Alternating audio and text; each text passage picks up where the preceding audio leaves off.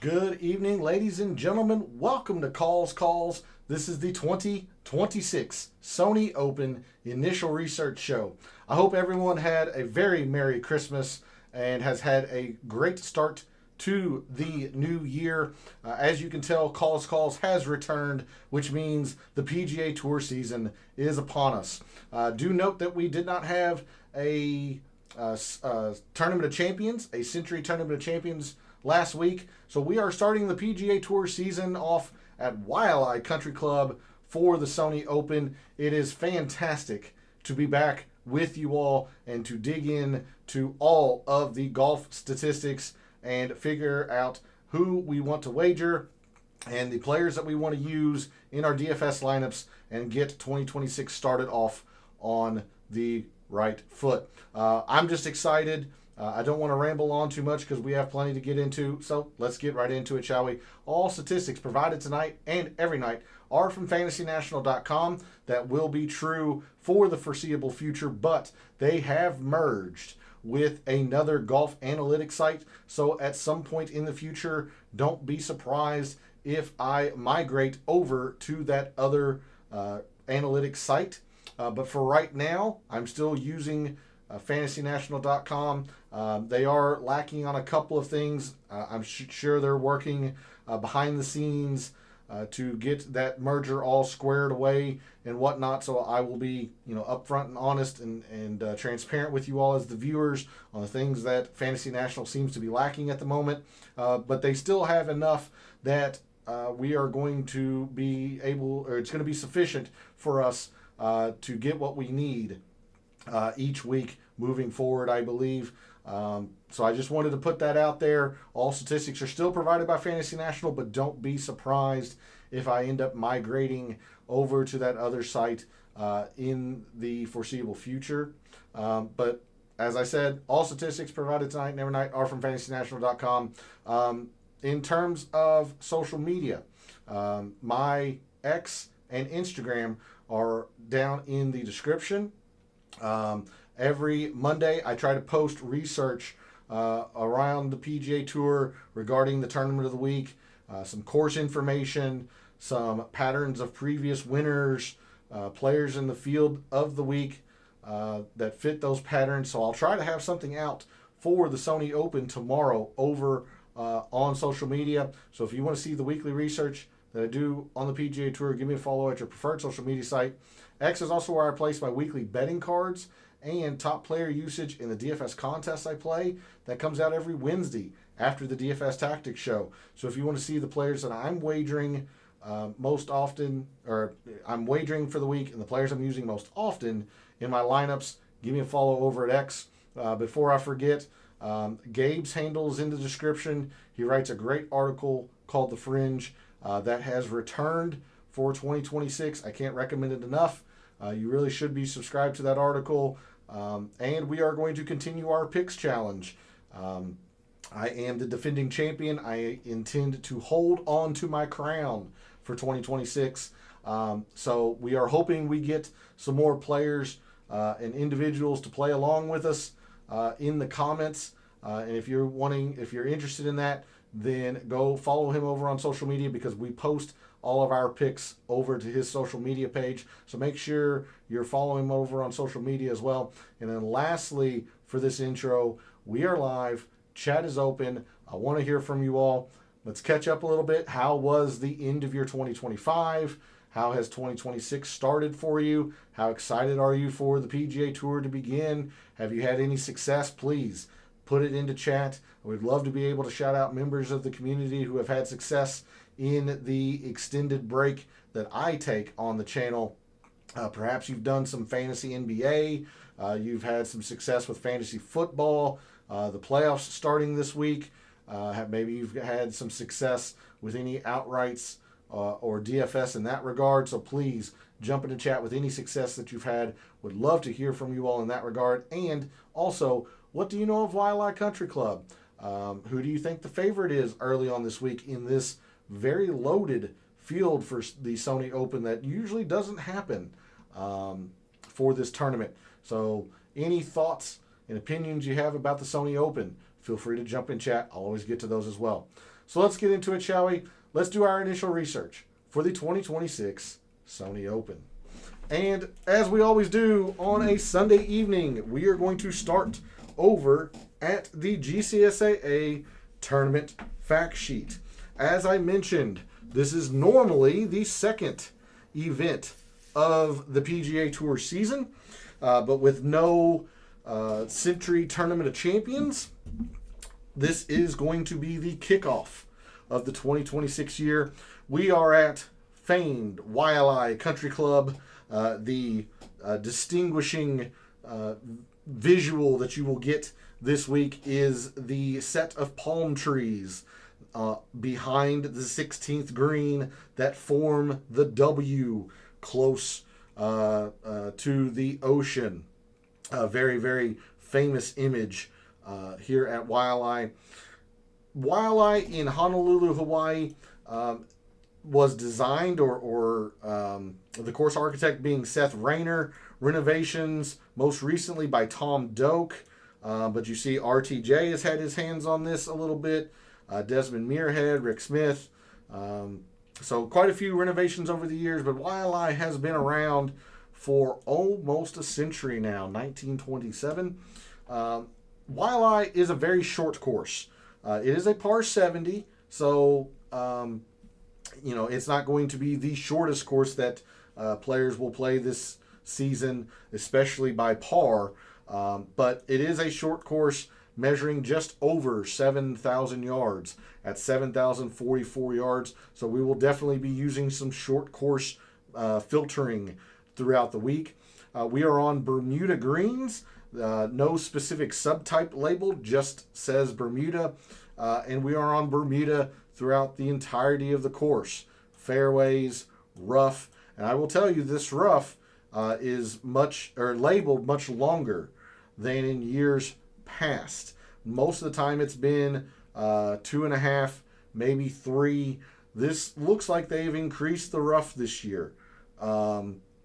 So yeah, I would be very cognizant of that throughout the week. I will point that out. Perhaps we'll have a little bit more focus on driving accuracy as opposed to some other metrics that we'll talk about. Some other statistics around YLI Country Club. The greens, pretty darn large, 7,100 square feet. The average on the PGA Tour, roughly about 6,000 square feet. So these are pretty darn large greens. They're not overly complicated. They are kept pretty fast, which is different than what players would be used to if they were to play Kapalua. Those greens are notoriously slow. Then they go, or they come here to YLI, and those greens are generally pretty fast. Quite a bit of fairway, even though this is a shorter course. There's a whole lot of rough on the course as well. 5 holes with water in play, several bunkers.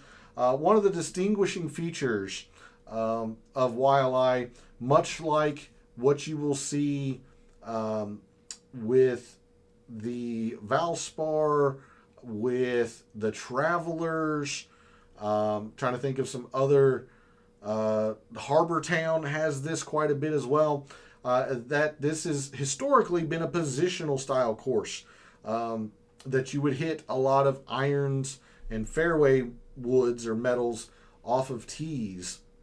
That has changed in recent years. Players have started to become more aggressive off the tee, attacking these dog legs, trying to carry some of the trees and boundaries of these dog legs with mixed success. I still remember vividly having an outright on Stefan Jaeger here last year, leading the tournament going into the 16th, and him pulling his tee shot OB, trying to cut the corner of the dog leg as opposed to playing positionally. So there is opportunities here for players to hit driver if they are feeling confident, but you can get into trouble very quickly if you do. Some notes here regarding YLI. As I mentioned, the features the iconic W. I believe I said palm trees. They're, I guess, technically behind, or they are technically coconut trees behind number 16 for the tournament. This is one of the flattest golf courses on the PGA Tour, with only about 10 feet of elevation from its highest and lowest point, which was quite the dichotomy if players were historically playing the Aloha swing or the Hawaiian double, whereas Kapalua is one of the most undulating courses on the PGA Tour, or at least used to be. This is one of the flattest, if not the flattest.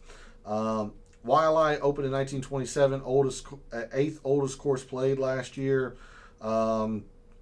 It's the third shortest course on tour behind TPC River Highlands and Pebble Beach. They are the sixth largest greens on tour last year, with the average, as I said, right at 6,000. I will say this is slightly misleading because we had Oakmont, which those greens are extremely massive. So the figure I generally see is a little bit under 6,000, but 6,000 is a good number to think about in terms of average green size. But anyway, there's a look at the Sony Open and YLI Country Club from a GCSA tournament fact sheet. Again, the key takeaways: Seth Rayner design, so no architect filter that we are going to mess with in Fantasy National. It was renovated most recently by Tom Doak, but Tom Doak is also not an option in Fantasy National in terms of filter. This is a short course, a par 70, a traditional par 70, meaning 4 par 3s and 2 par 5s. So players do not have very many par 5s to take advantage of in terms of scoring. So players have to play par 4s extremely well here, and they generally do. This is not an overly difficult course. We are on Bermuda throughout the entirety of the course. Bermuda greens, fairways, rough. Greens are pretty darn large at 7,100 square feet. 5 holes with water in play, several bunkers, a little bit of fairway, and a whole lot of rough. So there's a look at YLI from a tournament fact sheet standpoint. We'll now move to Fantasy National and take a look at the players in the field this week. And this is a very, very loaded field by Sony Open's standards. Keegan Bradley. Let's see. This is still in alphabetical. Corey Connors is here. Tony Finau, who fell off last year but still a big name. Chris Goddard, Ben Griffin. These players are all top 30, or used to be top 30 in the world. Harry Hall, Brian Harmon, Russell Henley, Rico Hoey, who had a huge fall, Tom Hoagie, Billy Horschel's coming back from his injury. Up-and-comers like Johnny Kiefer, Michael Thorbjornsen, I believe, is here. I absolutely lied to you. He is not. But other big names like Bobby Mack, Kirk Kitayama, Tom Kim, Siwoo Kim, Jordan Spieth, Denny McCarthy, Hideki. Big names. Mav McNeely. Big names here this week. Ian Wiley, Adam Scott. Probably the most controversial, maybe the optimal term here, Vijay Singh is playing at the young studly age of 63, using his career earnings exemption. So he's here. You have several of the new DP World Tour players coming over, like Jordan L. Smith. I passed up a few of the others over there. I'm going to pronounce this horribly. Yella Maraju. Gordon Sargent from the PGA Tour University. Adrian Sadier. So lots of big names here at the Sony Open. There's been one field change already. Kevin Yu originally had committed to playing this week. He has since withdrawn, and Isaiah Salinda was the first alternate. Isaiah Salinda has taken his place.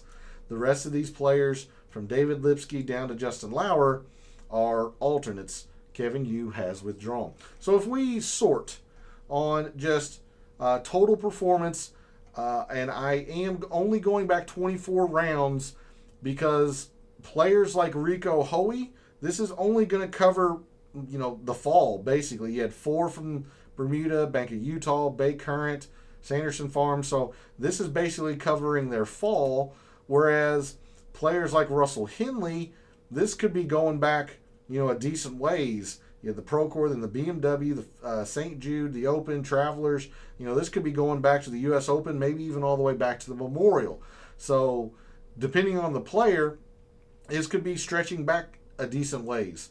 Going back to Rico Hoey, one of the things that I've noticed from Fantasy National in the off-season, if you will, and in their process of merging, they do not have the RSM from this past fall, nor do they have the Worldwide Technologies. So if we were to search for the Worldwide Technologies, you see we only have 2024 and Austin Eckroat. We do not have this past year's, or this past fall's Worldwide Technologies in here. And we do not have the RSM. RSM. If I could type, I apologize. This is my first show of the season. So it says it's labeled in here, but you see there's no data. So we don't have any data for the RSM. So we're missing those 2 tournaments, being the Worldwide Technologies and the RSM. Again, just pointing this out to be transparent with you as the viewer. It'll be difficult until we get a few rounds in 2026. We're going to have to split some time between 2025 and 2026. But in the past few rounds, the top performers have been players like Emiliano Grillo, Gordon Sargent, J.J. Spawn, Russell Henley, Ben Griffin, Harry Hall, Takumi Kanaya, Michael Brennan, of course, coming off of his win at the Bank of Utah, securing his card for 2026 and beyond. Hideki has played well, Mac Meisner, Kirk Kitayama. So there's a few of the players who have been playing very well recently. Depending on the player in question, that time frame is probably vastly different from player to player. Before we go much further, let's go ahead and go into the course breakdown here in Fantasy National 4, Waialae Country Club. And as I mentioned, there's only 2 par 5s here at Waialae. They close each 9. You have a very short par 5 at 506. The 9th plays to 2/3 of a shot under par. And then the finishing hole, par 5 18th, plays to a little bit better than a half a shot under par. So 2 fantastic scoring opportunities, especially the 9th, with a close to 7% eagle rate, 3.5% or close to it eagle rate on 18. Several very good birdie opportunities as well. So players are going to generally get their birdies on those 2 par 5s. The scoring comes in the par 4s.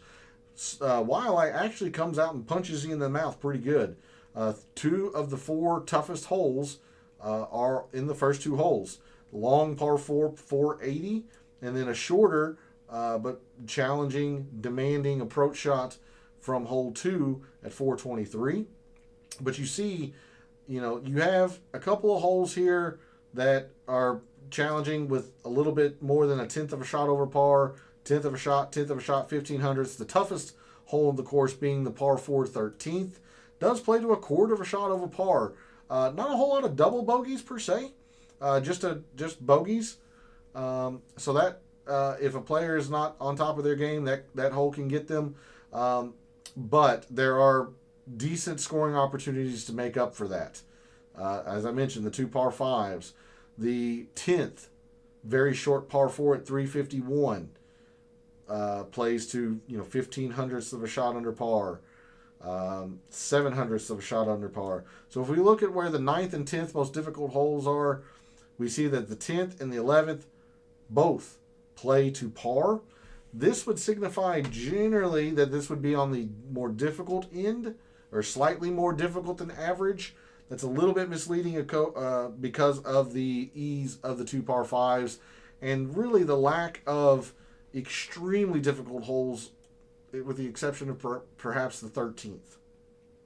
So there's a look at the scorecard. We look at strokes gained by shot type historically at YLI. And the reason why this doesn't really become, truly a difficult tournament is it turns into a putting contest a lot of times. These greens are pretty darn large. They're going to get hit pretty darn often. We will see a little bit further down here, green and regulation percentage, higher than the average tour event.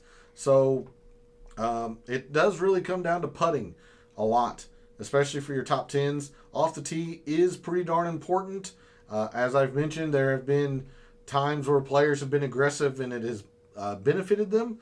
There have been times where players have been aggressive and it has not been a benefit, or they have failed, essentially. So off the tee will matter a little bit this week. We move up into the top 5s. Again, more approach and putting. And for your winners, they're putting the daylights out pretty well. The around the green's been pretty darn consistent. I don't see around the green being the biggest factor at YLI. Instead, we might be looking at some sand saves, because a lot of around the green stuff at YLI is bunkers. So that is something to be thinking about as well. We've moved to strokes gained by hole by par. Again, for your top 10s, even though there's only 2 par 5s, they are still garnering the most in terms of strokes gained, followed by the par 4s. Normally, when you have a par 70 with 4 par 3s, the par 3s generally are pretty darn important, but at least for the top 10s, they really haven't been, which is a little surprising. Then you go to the top 5s. Again, it's really a lot in these par 4s. And then for your winners, they're eagling the par 5s perhaps, playing the par 4s very well. The par 3s have been lacking. So it's just interesting to see that with a par 70 and 4 full par 3s, the par 3s are kind of lacking. Hole composition, 3 of your 4 par 3s from 175 to 200, 1 over 200 yards. So let's see, there it is right there, the 204. Then you have a 176, a 194, and a 194. So some long par 3s generally tend to be pretty difficult. Plays, the 17th plays a little bit over par, a 10th over par here on the 11th. The easiest being the shortest, plays to a little bit under par, and then a 10th over par. So generally, if you're getting par on these par 3s, you're going to be doing okay, and that probably contributes to why there isn't a whole lot here, so long as players aren't racking up bogeys or worse. If players are getting pars, they're doing pretty well on the par 3s, and they have to take advantage of the rest of the course, because those par 3s are fairly difficult. We have 2 short par 4s, not drivable, but short par 4s, 351 and 398. So the 351, perhaps in the best of circumstances, can be drivable, but it's not very often. It does lead to a very, very short pitch shot.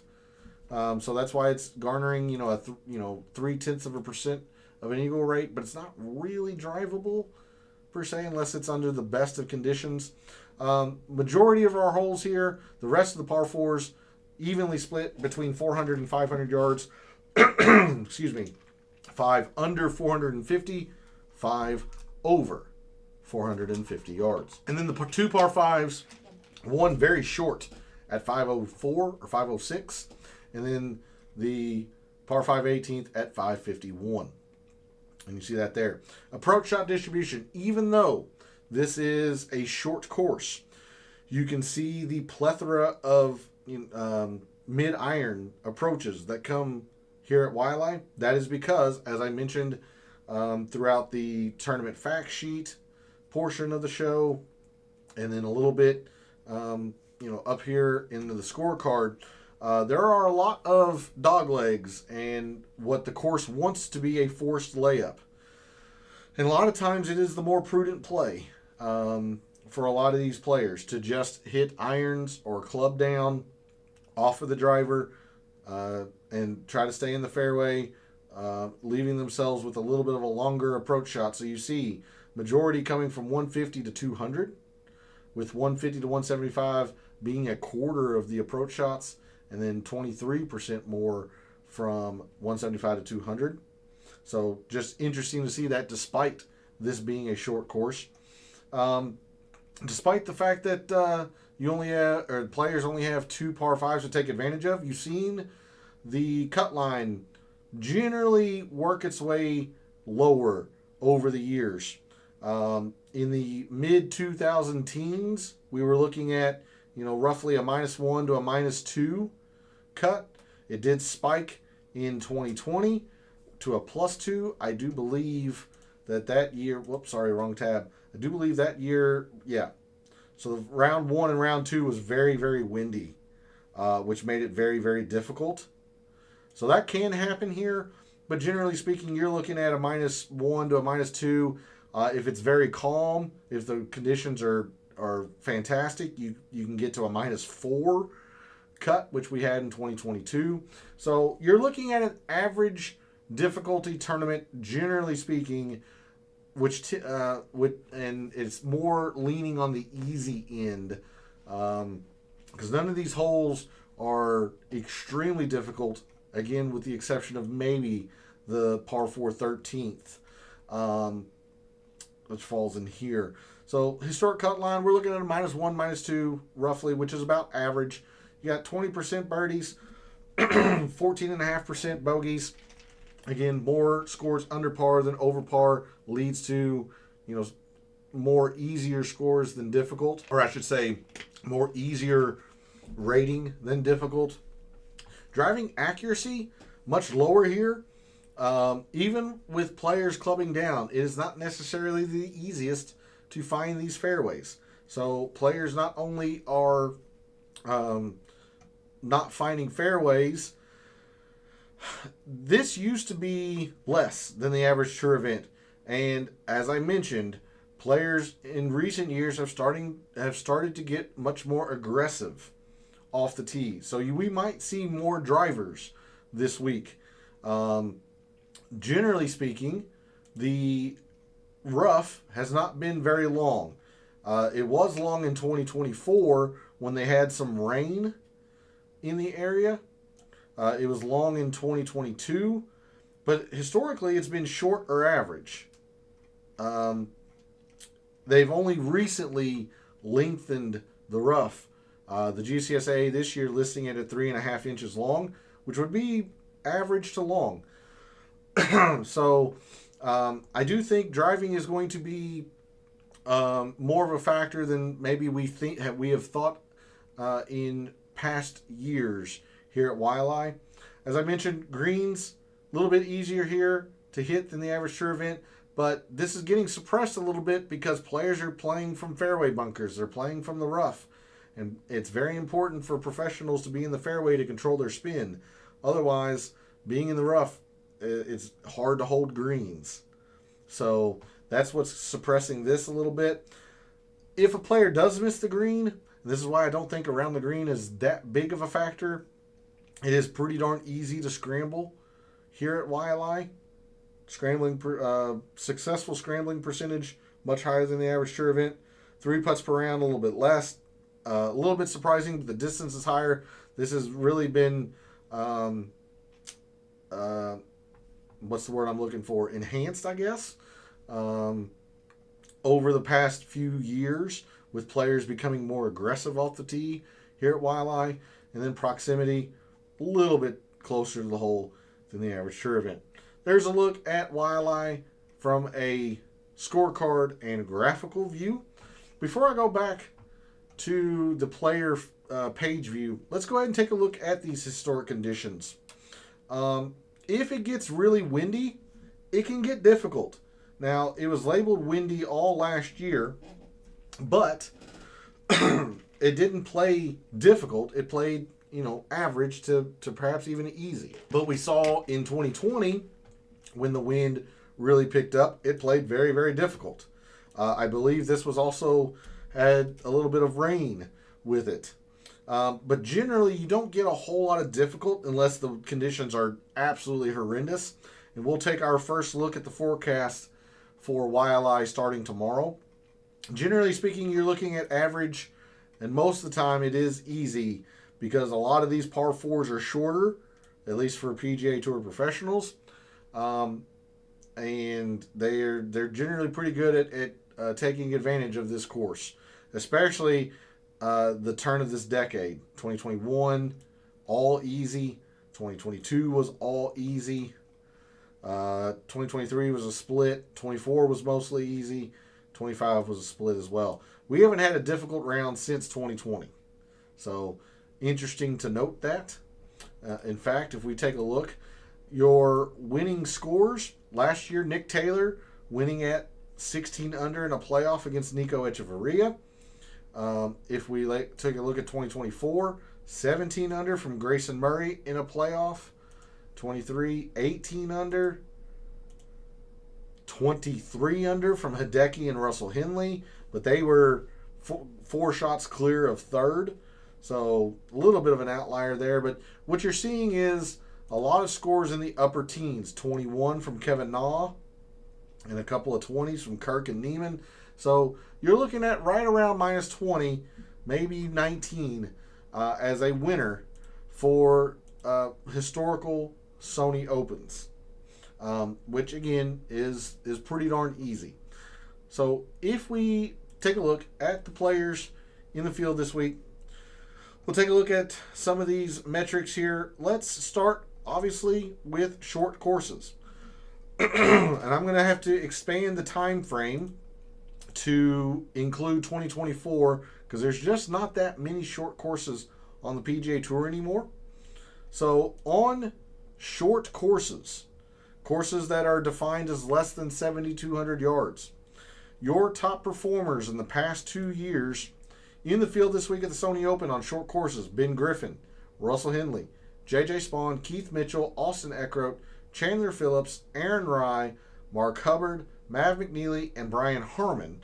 Skipping Patrick Fishburne, he's an alternate at the moment. Be aware that if he gets into the field, he could be a strong play, especially for DFS, because he performs well on short courses.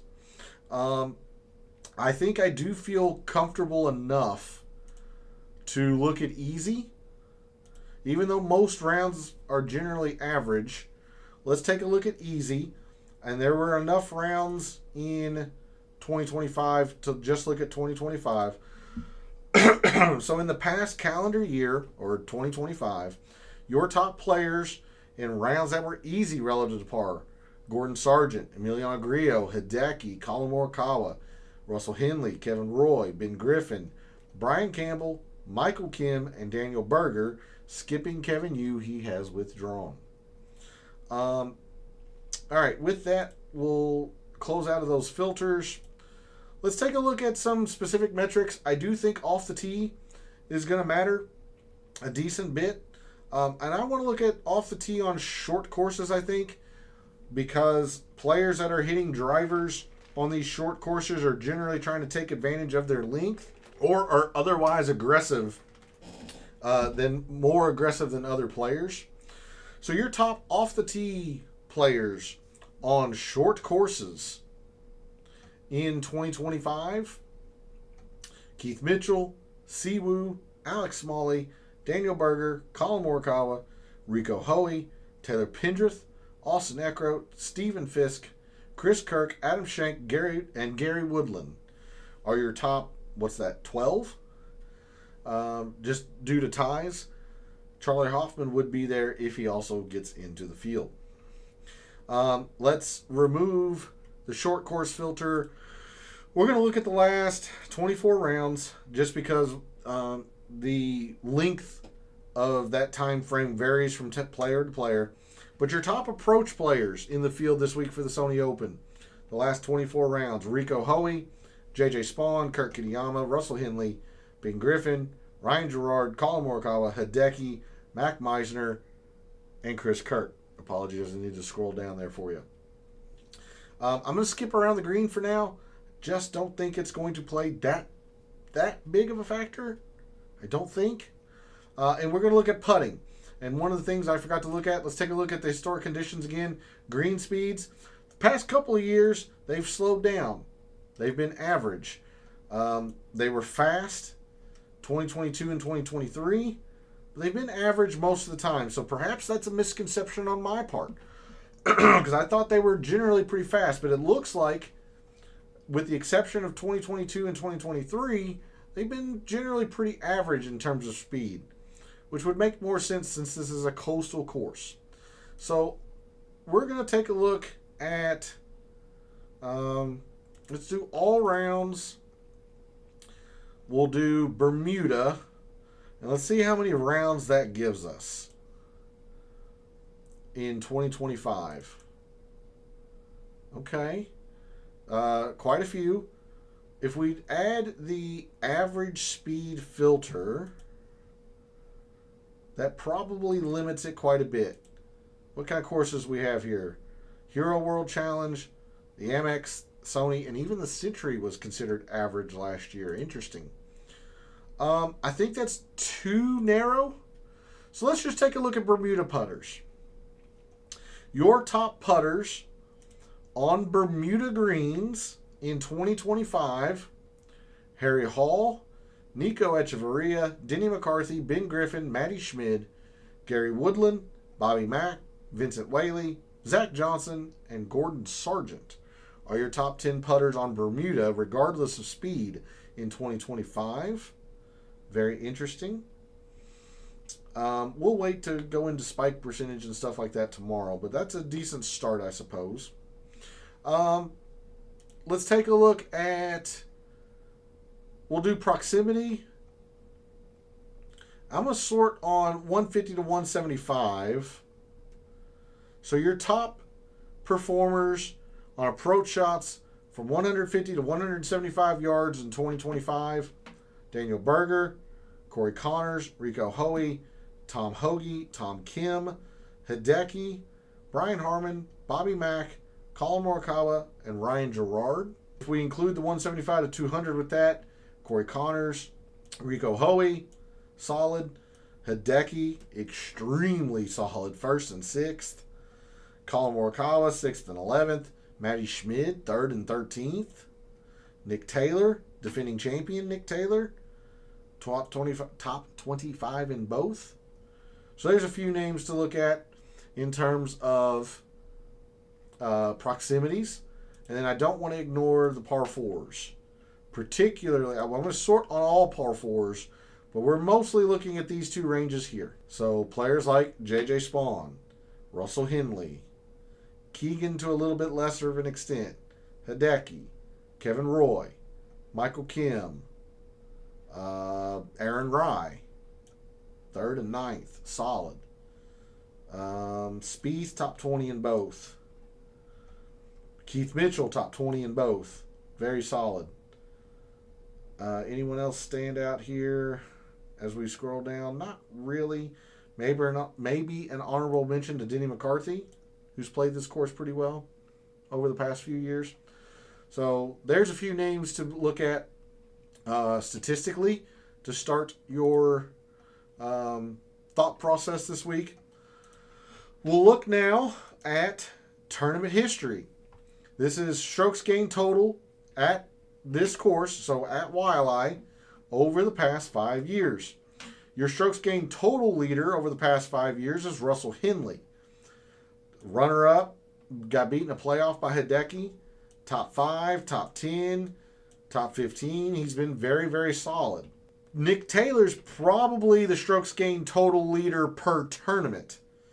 As he is the defending champion. He's got 2 other top 10s and a top 15.